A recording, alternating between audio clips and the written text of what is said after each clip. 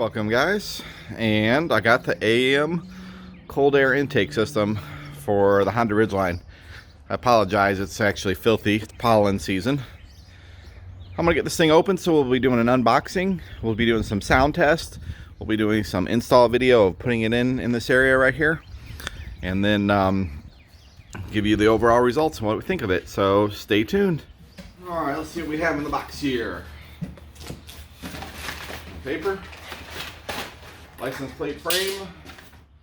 Must be the surround to kind of separate the air. Got our pre-oiled filter here.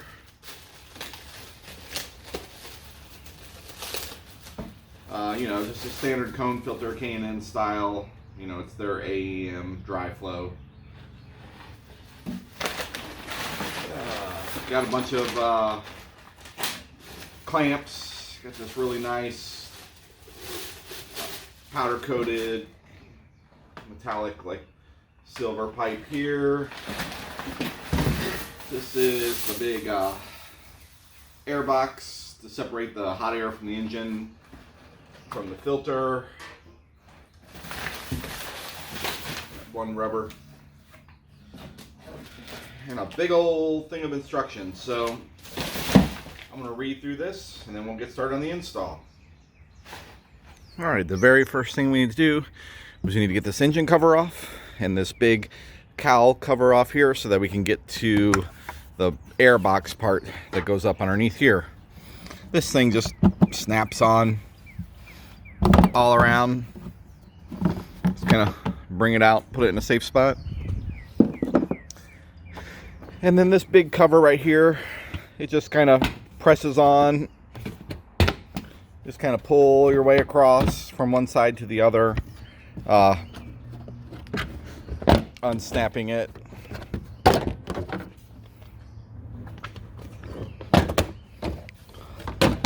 As you can see, even one-handed, that was pretty easy to take that off. But what that does is it lets you gain access to all of this right here. So now we got a bunch of plastic Phillip head screws that need to be removed, some clamps down here, and then we're going to start getting into unclamping all this stuff, mass airflow sensor out of the stock box, etc., etc. That's a good idea, I guess, while you're in here, to get a vacuum cleaner and vacuum out that, although it's not that bad. Alright, let's start by getting some of these screws off. Before I get started, you know, besides taking the engine covers off, I always like to have me a nice bowl here. These are magnetic, even though most of these screws are going to be plastic. I always like to have a nice magnetic bowl started, and I like to have my assortment of tools ready. I might need some more before this is done, but I do have a couple ones out and great detailed instructions. So the very first thing that it wants me to do, and we are going to use a 10 millimeter with an extension, is get this factory air box loosened and out of here. Okay, so the next thing it wants you to do is get these clamps off, and this is a really not a really good I mean, I guess it's you could use a Torx bit in it, but what I found works best is just a simple socket, and I think it's a 5.5 millimeter actually goes around this grate, and you can get this clamp nice and loose, but you don't have to take it all the way off. And I guess while you're here, you can hit the one that connects to the big throttle body here and get that one nice and loose.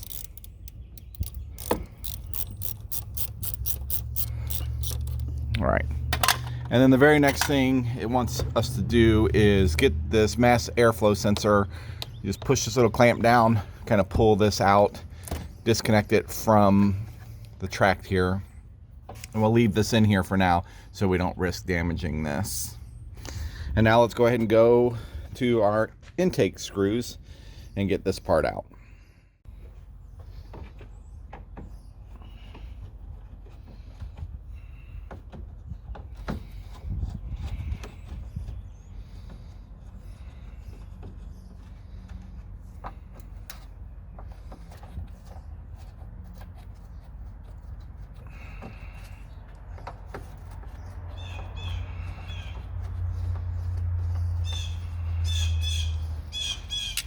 kind of unique the way this pulls air up and into this factory area over here. I may find a way to replicate this or reuse this to bring air into the box. I'm not sure exactly how the new cold air box works, so I'll have to look into that too.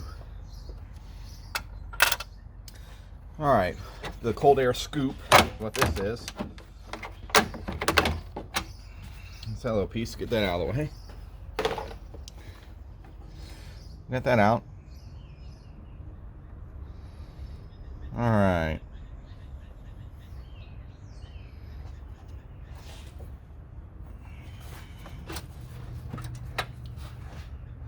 Now I'm moving into this big baffle here. I think you just kind of, nothing's really holding this down.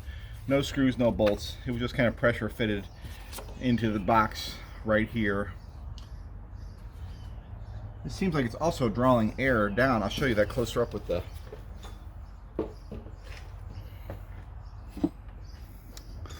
besides that scoop that went across here and coming in, it actually looks like it's pulling air down from the fender area too. This is my power wire for my amplifier. I'll be able to move it, you know, out of the way to get this done right.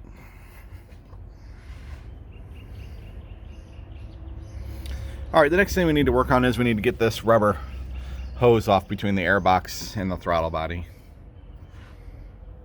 All right, so now what we're going to do is we're going to work on taking off this part that connects the air box to the throttle body, and you do have a vent tube over here.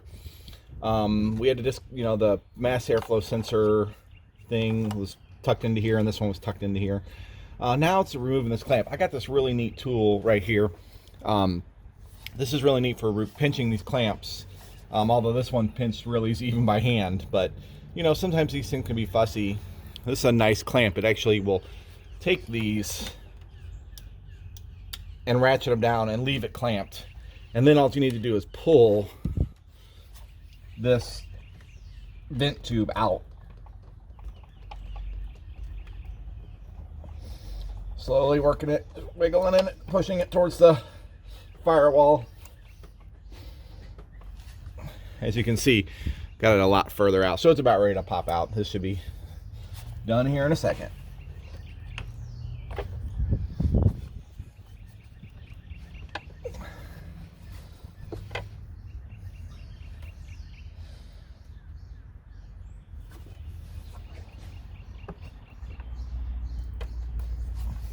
Yeah, that one's real simple to remove. Vent tube's out. This is loose. Bottom one should be pretty loose now, so you should be able to pull. All right, so now we need to remove this. After I get that vent tube out, I showed you getting the vent tube out, and these are loosened. We got to pry this off here and off the throttle body. There's some clamps that go around this factory air box. You just lift. Just kind of pull this way. That takes the lid off. And now that you have the vent tube out, your clamp loosened, which we can take this clamp loose now. Nothing else is attached to this pipe. And we can work that off the throttle body and get this pipe out of the way. Down to our factory air box, here's our factory filter. I've actually never checked it. I've always let the dealer do that. Actually, it looks, oh, that's the dirty side. Oh, yeah, it was time for a nice air filter change. So,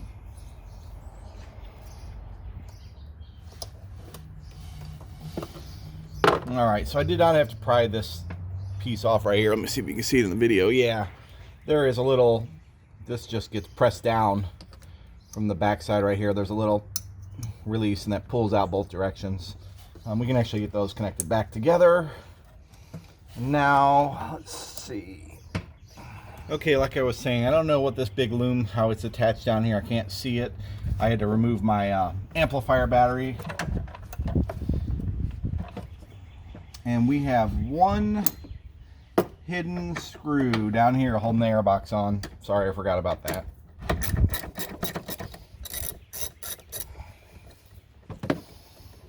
Using the standard 10mm.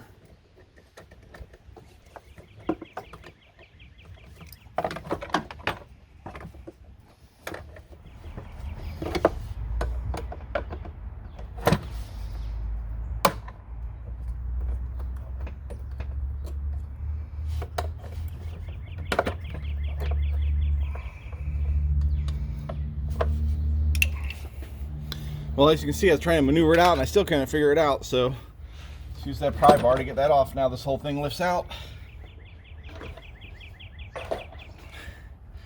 And this is what I was trying to undo, was get this clamp off the hose here. And now that it's upside down, I see there's just a little simple press and that'll release that clamp. I'll get that off. That's a simple one. Okay, after getting everything removed, the stock airbox parts, this is kind of what you're left with. This is where those clamps, those two looms were on. This goes to your mass airflow sensor. This is part of the factory airbox, I think just stays down here. And this should be all the parts you have out of the car. And the very next thing is we're going to get that mass airflow sensor off the stock intake box and put into the AEM. And you're going to reuse these two Phillips bolt screws and bolt it right to it. That's relatively, it can only go in orientated one way. Just make sure the surfaces are clean. The next thing you're going to do is take all this rubber air sealing hose and go around all of this. This kind of press fits on. You're going to cut it 3 times to go around it. It's not too terribly hard to do, but you're going to start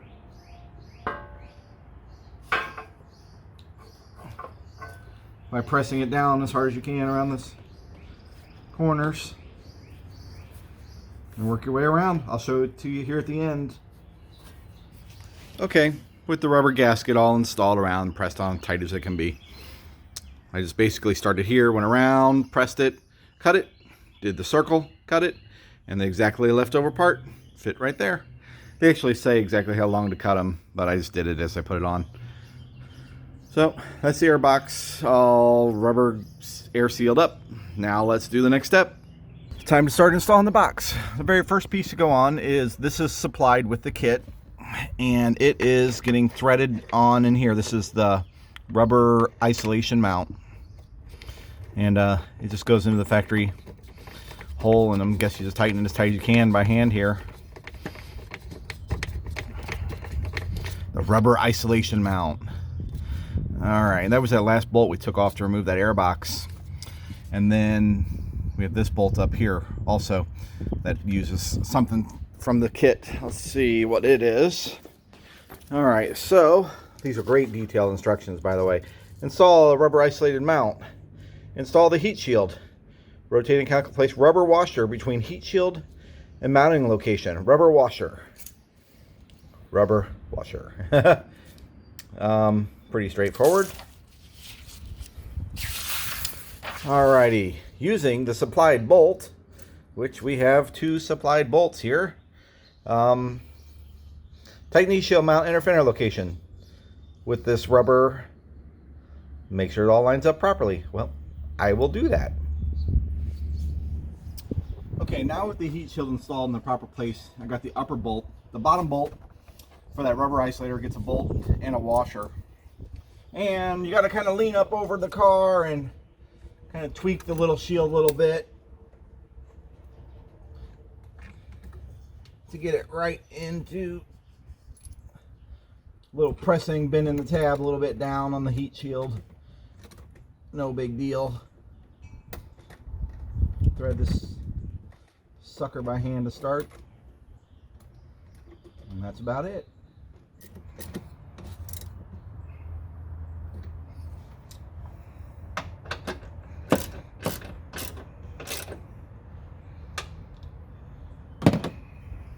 It's kind of hard to see, but that real big thick wire loom, it wants you to just zip tie it down here like to this brake line, it looks like, and then the other one just to the big fat wire loom, just to kind of get it out of the way of this tract here where the tube's going to be going. All right, we're time to put the hose clamp coupler on, and you see it has 2 sizes here, a smaller side and a larger side. Well, the smaller side goes to the throttle body, and the larger side will go to the new AEM pipe. And you also have these 2 clamps that are identical in size, so you're going to use them to clamp this sucker down. What I like to do is, with my clamps, is instead of using a flathead screwdriver, I just like to simply grab a socket that fits. And in this case, it's the 8mm.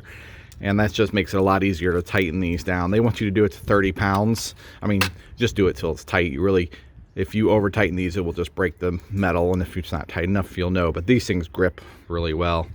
So if you want to make sure your throttle body pipe here is clean, the inside of your pipe is clean, I'm actually going to go get some Windex and wipe down the inside of this here. It looks kind of cruddy, and this is fine here. But I'm going to do that on both. This just got dusty, probably sitting in a warehouse in my dirty hands. So before I wipe it down, then I'll get right back to putting this on. All right, now with this clean and this ready, I'm just going to pressure push this on all the way till it stops on this little factory little lip right here. Take my hose clamp. I'm going to orientate this up for me. Sorry. And get this clamp all the way down to, you know, you can see where the metal ends there. So you want to get this right about in the dead middle of that. So it looks like about not quite an 1/8 of an inch, a little more than an 1/8 of an inch off.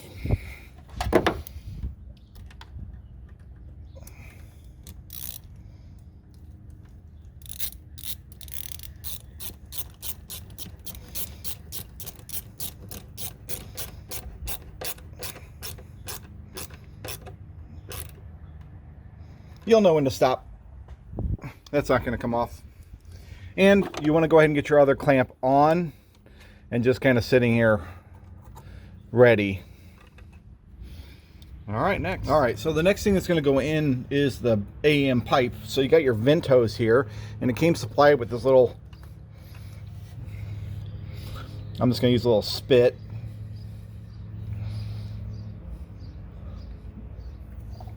And that's going to press over this.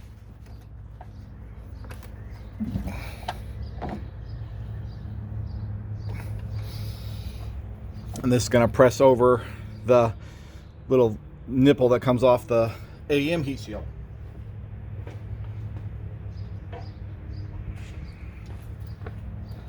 And now, let's see if I can reposition my camera just a tad bit here while we're rolling.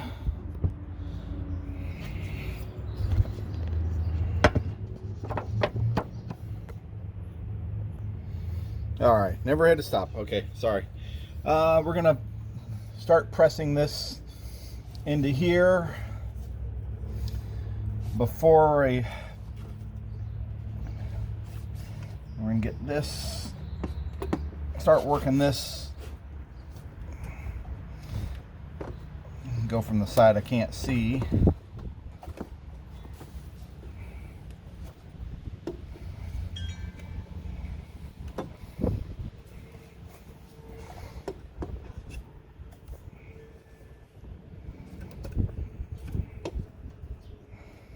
Other videos make this just look so simple. It just falls in. Well, it does. It is pretty simple. It's just a matter of making it pop. There we go. We're all the way in. Press it in. And while I'm here, I'm going to take this vent hose. See if I get the. I'm going to pull it back. Press it over that nipple till I basically feel metal to metal there. Now with this hose, press down as far as I can get it in there, feel it all the way around. I'm going to move this clamp over here, which I need to actually loosen this a little bit, and then I will make sure this is turned in the correct alignment. Here, while remembering, let's get this mass airflow sensor plugged back in. Let's make sure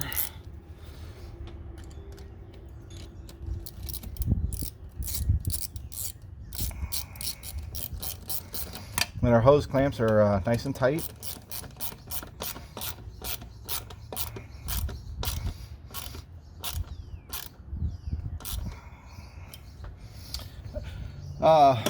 this really orientates one way when you're twisting it because of the breather valve there, the way that goes in.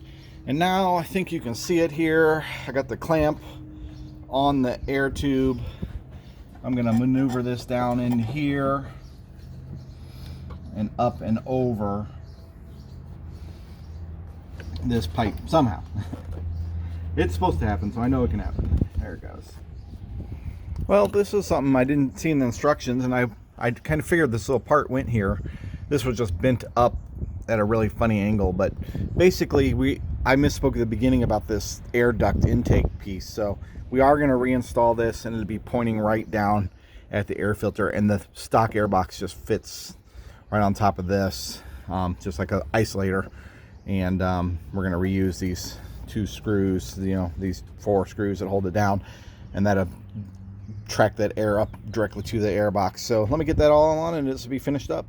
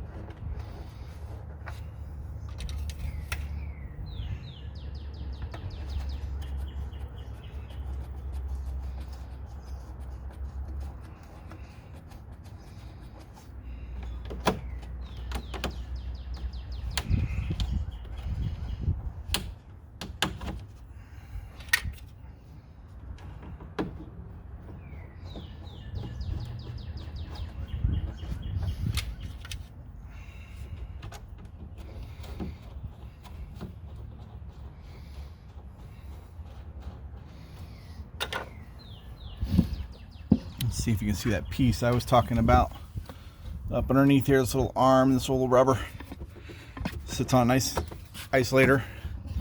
We got to get this button back up with this top, of course, the engine cover.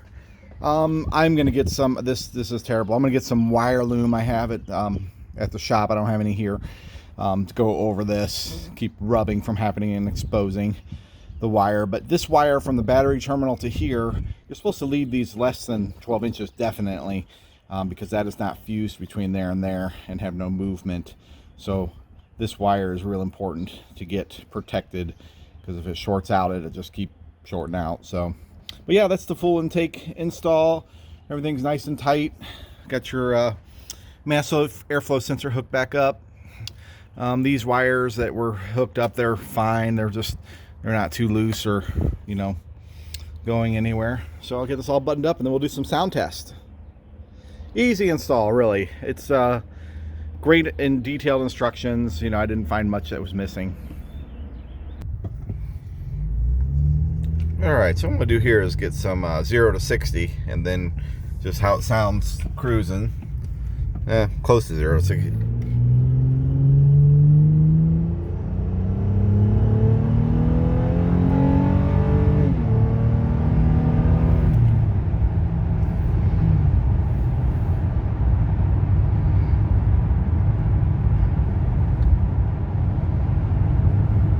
It's relatively quiet inside the cab, just at regular normal speed. We got the indicators in green. Well, let's get this intake on and see the difference.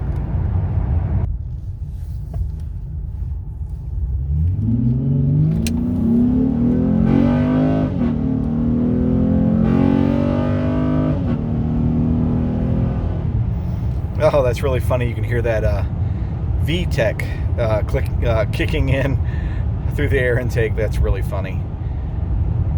But driving normal speeds down the road here, I really can't tell the difference. It sounds the same, like right now, cruising at 60, but we'll do a click down here, and